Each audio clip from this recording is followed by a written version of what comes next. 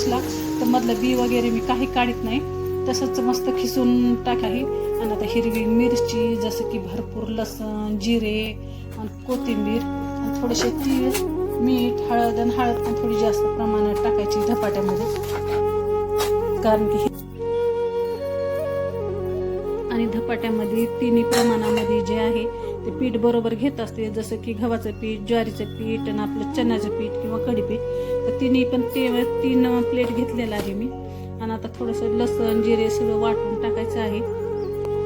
आणि कसं बरोबर तिन्ही पण एका प्रमाणामध्ये घेतलं नाही की आपले धपाटे एकदम छान होतात, कमी जास्त कुठंही पातळ बितळ काही होत नाही. आणि ज्वारीचं पीठ थोडं जास्त, गव्हाचं पीठ थोडं जास्त आणि आपलं हरभऱ्याचं पीठ कमी पडलं की नाही की धपाटा आपलं फाटूही शकतं आणि तुटूही शकतं, जसं की व्यवस्थित येत नाही.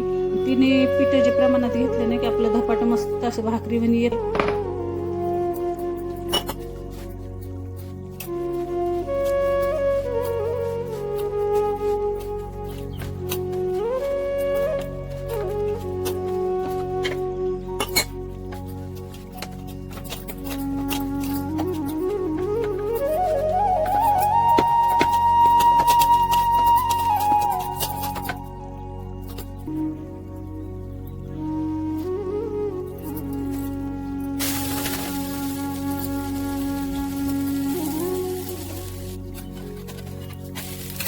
मी काय काय करून खायला ते पण कमेंटमध्ये नक्की सांगा. आता मस्त गरमागरम लुसलुशीत धपाटे खायला या सगळेजण.